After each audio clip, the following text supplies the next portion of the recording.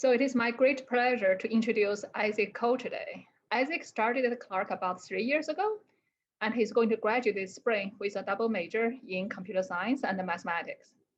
So the machine learning project that he's going to talk about today stemmed from the physics research of Professor Arshad Khorjali and is supported by his NSF grant.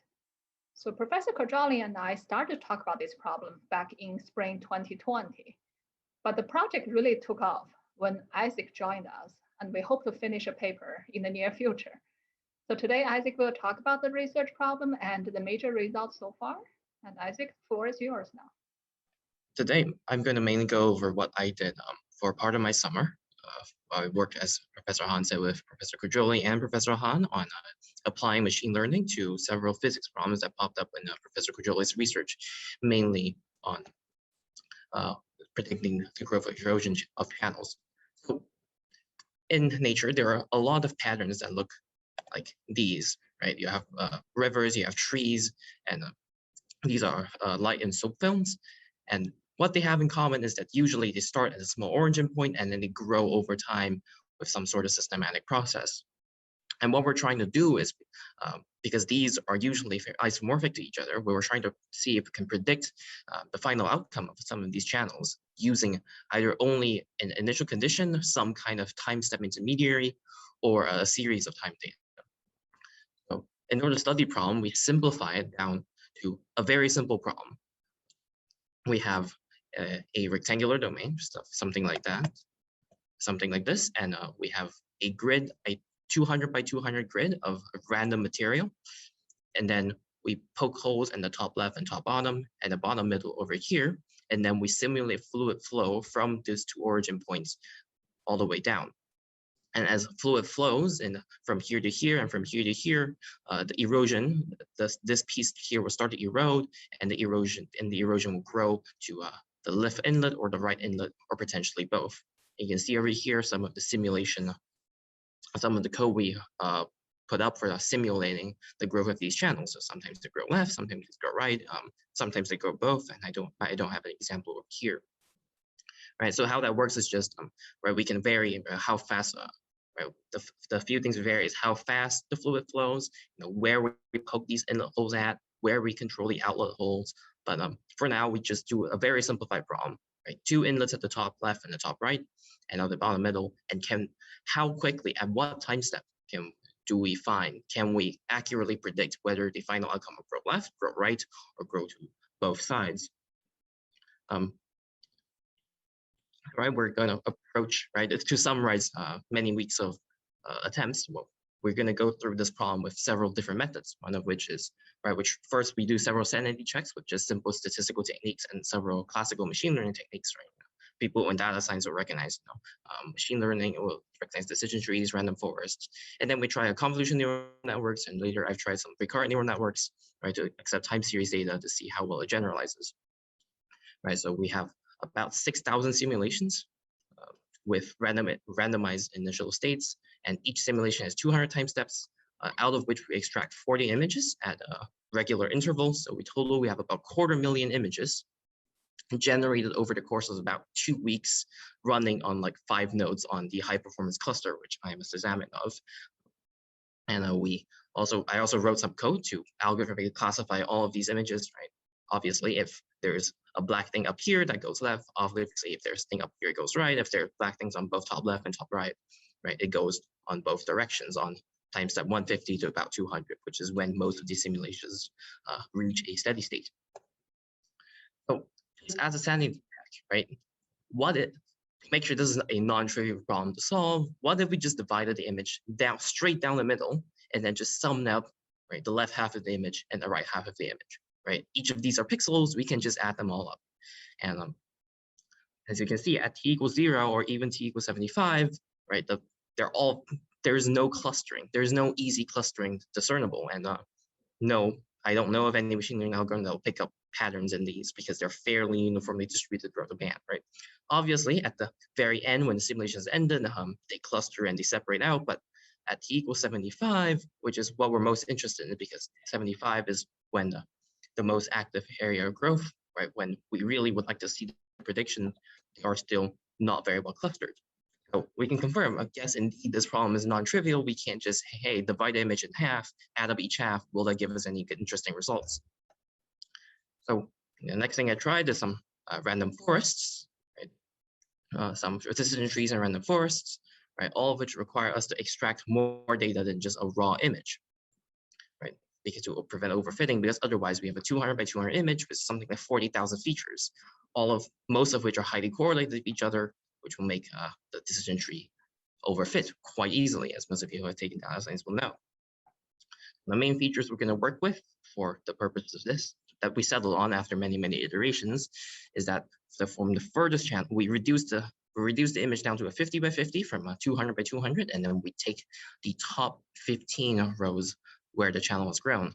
So if the channel has grown to, what's that, about row 5? No, yeah, about row 5, we take 15 rows from there, so that's down about row 20. And then we take the center of the channel. So we find, where's the black spot, and then on average, where's the black spot, and then we take that as a 15-dimensional vector. And we just throw that, summarize the results. We throw, this is the best feature that we found that most consistently showed good results. But the results were still not satisfactory, right? We had decision trees end up with about 60 to 70% accuracy, which is better than coin flips, but not really by much, right? Which is what brings us to convolution neural networks, which is, right? Most of you have heard of this. We start with several convolution layers, and we go to several dense layers, and then we try to predict given an image. So what is interesting about this approach is that we're treating each image as an independent image, right? So each simulation produces 200 time steps, and then we sample 40 images from those 200. But we treat each of those 40 images independently from each other. So, for example, the neural network does not know, what image came before, what image came after. It only takes one image, right? So one time step, and has no access to any kind of temporal data, right? So with a neural network, right, the output is a two-dimensional vector, right, which we can plot on the 2D plane, and with fairly obvious interpretations, right? One of those values is the confidence that the channel will go left. One of these is confidence it will go right. Right? If it's 1-1, then it will go both left and right. If it's 1/2, it's 50% chance, 50% chance for both. Right? And we just take the prediction as the closest corner to all three of these. And again, this is the important point. Using only one single point of data with no temporal data whatsoever, we already achieve fairly good accuracy on a t greater than 80. In fact, over 95%, which is somewhere over here. T equals 80. Everything after this, we already have a greater than 95% accuracy, right? If we just focus on t equals 80, then we have about 90 to 93% accuracy over here. And you can see, right, even at t equals 65, right, slightly earlier, the predictions are already very well clustered into the three possible kinds of channels that grow, right? The ones that grow to the left, ones that grow to the right, and ones that grow both ways. So what this tells us is that just a single image, right? Just a single image without access to any context is sufficient at, when the channel is grown roughly halfway, right, without any good indication whether it grows left or right, that just a single image is already enough data for machine learning to pick up patterns that will let them know what the final outcome will be. And the natural question to ask from there is, what if we give it, temporal information? What if we give it, all the data that it wants, right? Instead of giving it just t equals 80, what if we give it from t equals 70 to 80, right? 10 images from there. It brings us to recurrent networks, right? What if we introduce a temporal dimension, right? After several tests, what I settled on is using a sliding window of the last 5 time steps. Right, going more than 5 doesn't really improve the accuracy by much. So, for example, right, at time equals 50 means it feeds it a sliding window of t equals 45, 45, 46, 47, 48, 49, and 50. No, that's 6. 46 to 50. Right, I can count. Right, so given a sliding window of the previous 5 images, the accuracy improves by quite a bit at earlier time steps. But even at later time steps, the accuracy increases slightly, but not by much. But the majority of the accuracy increase that we care about comes from earlier in the image. right, earlier time sets, right? At t equals 75 now, instead of t equals 80, right? We going back 5 to 10 time steps on average, we can reach the same amount of accuracy as we did, right? And at t greater than 75, we improves from 95 to 97% accuracy. So obviously, introducing time data improves the accuracy quite a bit, but not by nearly as much as we hoped, which means that a conclusion that each snapshot, right, just by itself, without access to data of what the channel looked like one time step before or two time steps before, is already a lot of data and gives very good predictions, right? So to conclude, right, simple statistical methods don't really yield anything or interesting results, right? Classical machine learning techniques like random forests, assisted trees, satisfactory results, 60 to 70%, barely better than coin flips. And CNNs do surprisingly well, given only a single time step. And if we introduce more data, we introduce a temporal dimension, we get even better results, but not nearly as much as one would hope. That's about it.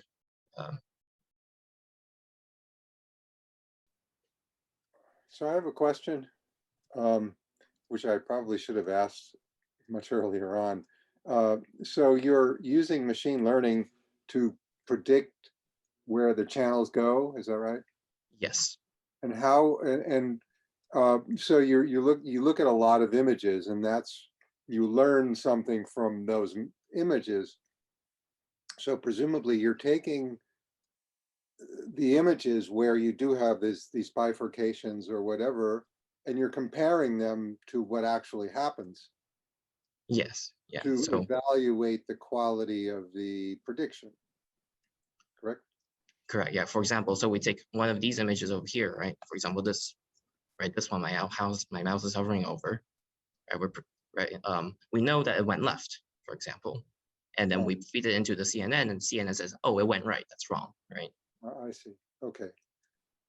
And what's the real data? Is that you mentioned a Darcy flow or something, which I've never heard of? Is that the actual modeling that you're comparing the machine learning to?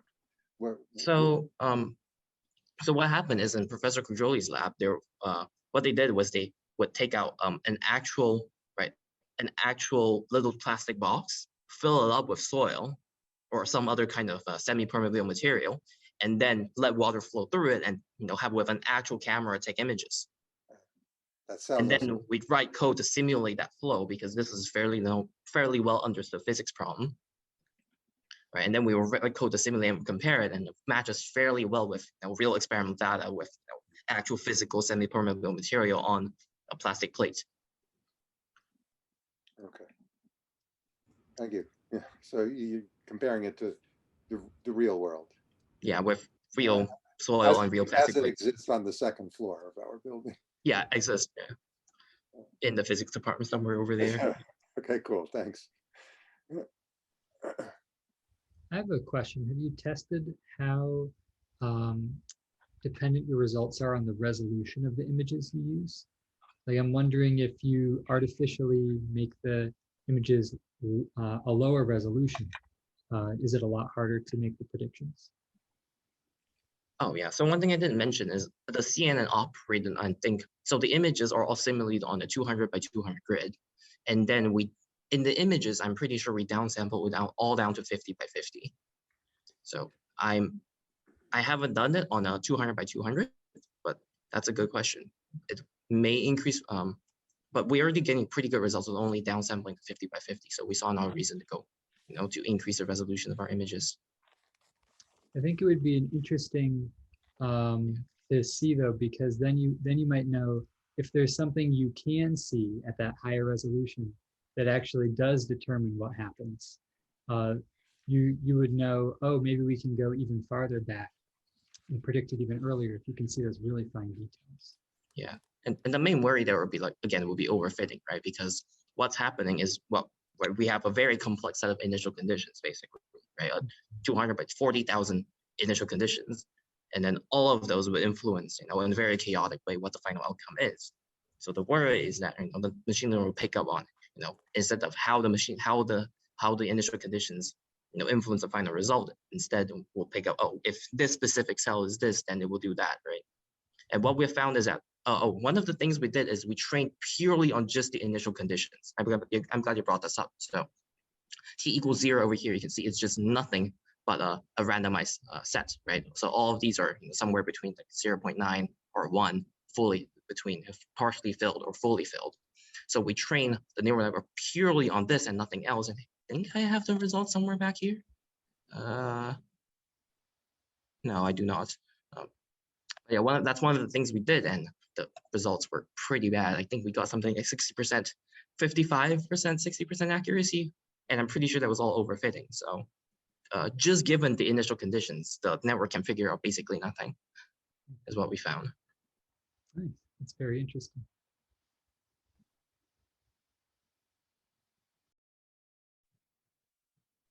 So, Isaac, I'm curious about sort of at what time step are you doing better than just flipping a coin?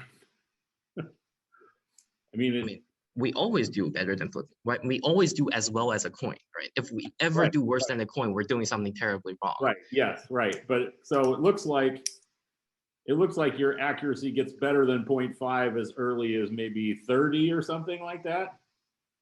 Somewhere around, like as soon as you see a little bit of what pops up, I guess. Yes. Right. Right. Yeah.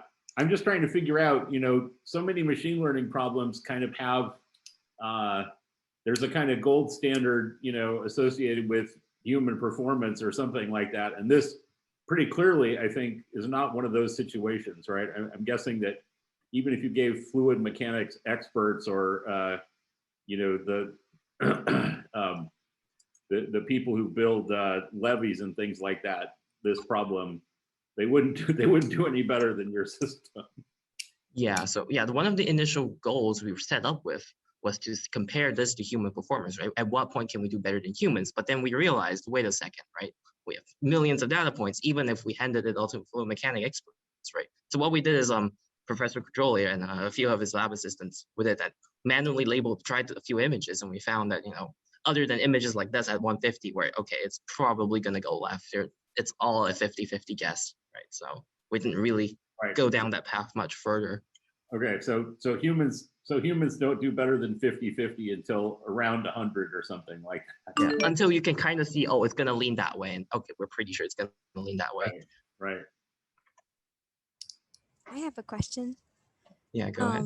This is really cool, especially since we're both in Professor Baiz's machine learning class. And I guess I was wondering if, as you started this a long time ago, as you've been in the class this semester, if there were additional things we talked about in class that you said, oh, if I had more time, I would try out this model or like this technique. Like I was thinking of the encoders, maybe that would work. I don't know. Did you see any parallels there where you're like, oh, this is something I would want to try if I had more time? Yeah, so one of the things we toyed around with at the initial planning stages for C, instead of predicting where it goes, can we, if we feed, these images, can we generate the future images, right? So there was quite a well-known paper published like 2 years ago on using machine learning methods to simulate physics, right? So if you give a bunch of initial conditions, can you simulate the future results, right? And that's one of the things I wanted to toy around with. And especially as Professor, if you remember, like the code example, converting for loops to while loops or something, that lab was like, really reminds me of like, that's project we dropped ultimately because we didn't have time, but like, I really would have liked to go back and play around with, okay, can we actually do this, right? Because with such a high accuracy, can we just simulate, instead of predicting, binary 1 or 0, can we simulate future possible states, right?